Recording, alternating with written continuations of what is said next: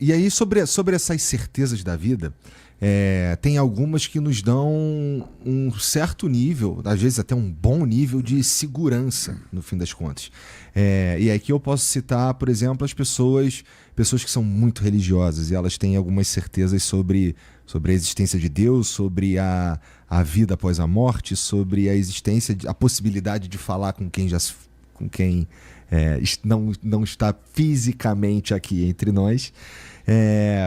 Mas isso pode servir para que a gente tenha uma vida um pouco mais suave, porque assim, a certeza da finitude, ela ao contemplarmos, ela é um tanto, assim, ela tem o potencial de ser dolorida, né?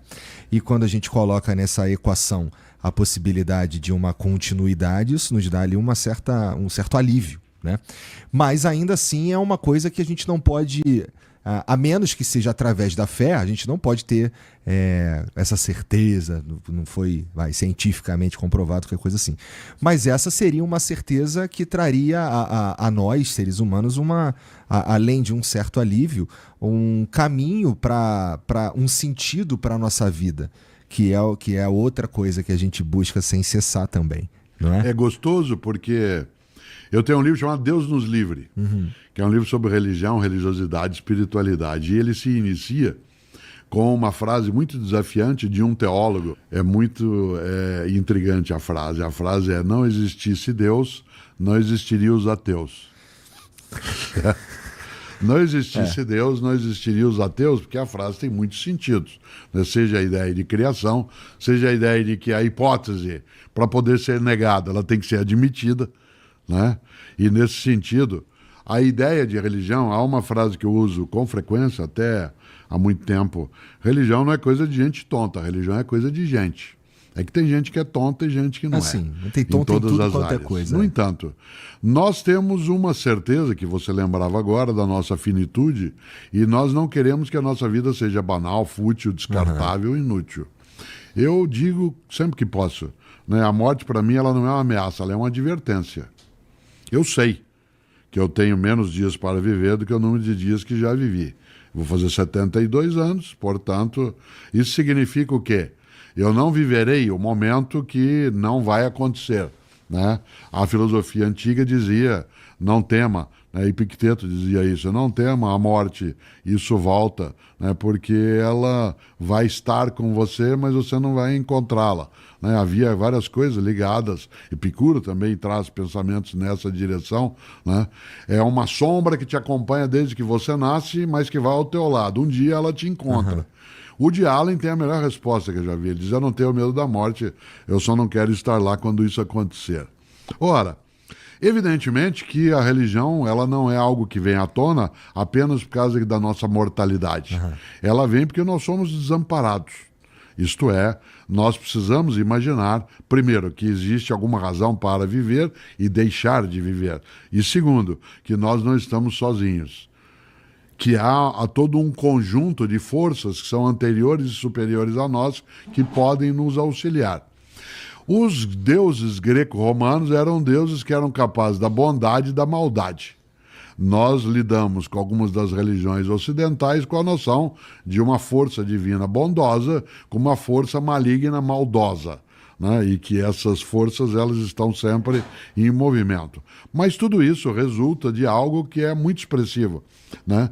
Nós somos frágeis e nós temos uma dificuldade. Nós não apenas vamos morrer, mas a gente sabe que vai fazê-lo.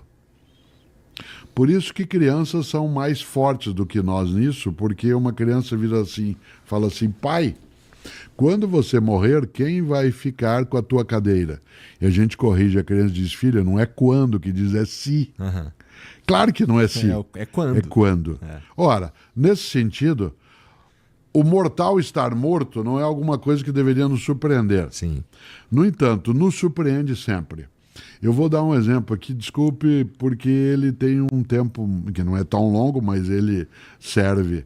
Qual é a diferença entre ciência e religião e filosofia? A ciência, ela busca os comos. A religião e a filosofia, em grande parte, os porquês. Eu vou te dar um exemplo.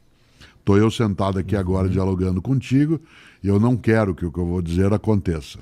Mas eu estou dialogando aqui contigo, eu tenho um infarto agora, fulminante, e caio. A primeira coisa que acontece aqui é um espanto. Sim. O espanto é o que aconteceu. Segundo, você se levanta de onde está, vem até mim, me sacode e diz uma frase estranha que é volta. Bom, para onde fui? Eu estou aqui. Não estou.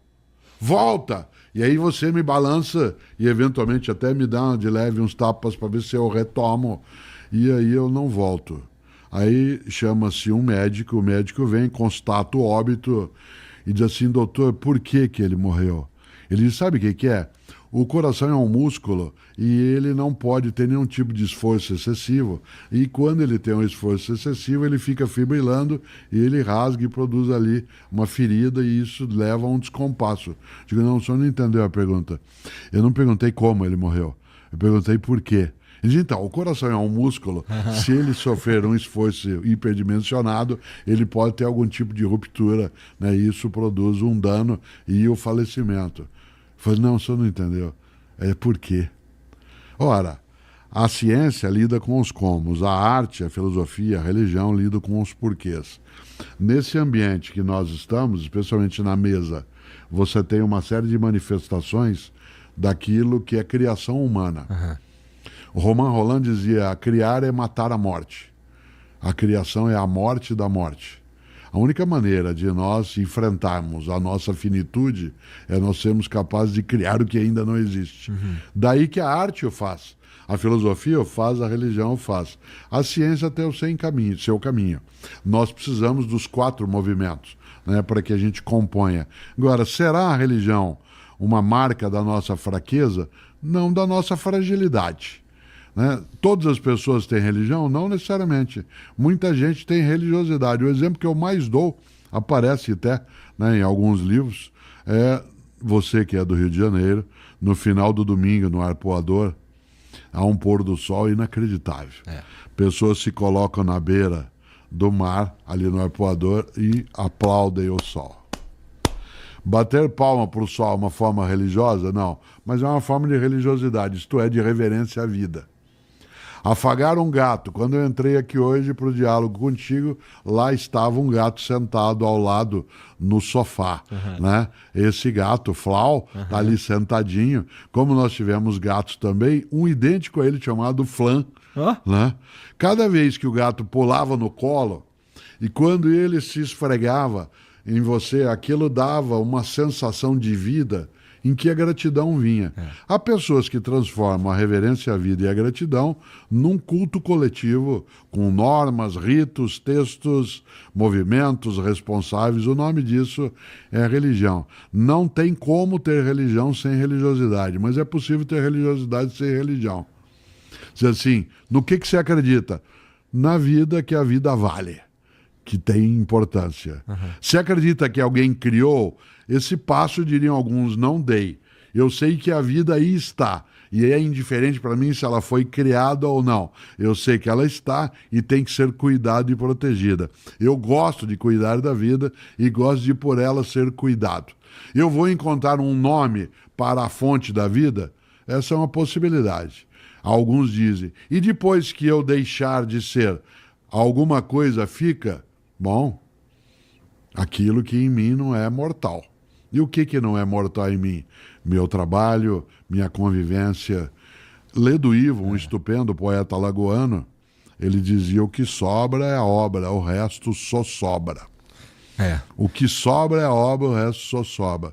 Nesse sentido, religião tem seu lugar, a religiosidade está presente na nossa convivência. E eu até hoje, você falava do teu pai, meu pai também teve Alzheimer, faleceu. Ele começou com Alzheimer com 54 anos de idade. Nossa, jovem. E nós notamos que ele estava ficando com algum tipo de disposição diferente num jogo de truco. Ele era um grande jogador de truco e, de repente, há uma jogada que não se faz no truco, quem joga sabe, que é você trucar quando você está com 11 pontos. Sobre você trocar com mão de 11. Ele trocou na mão de 11. E nós pensamos que ele estava brincando. Continuou o jogo, ele trucou outra vez. Falou, tem alguma coisa. Pois bem, Por que eu estou te contando isso?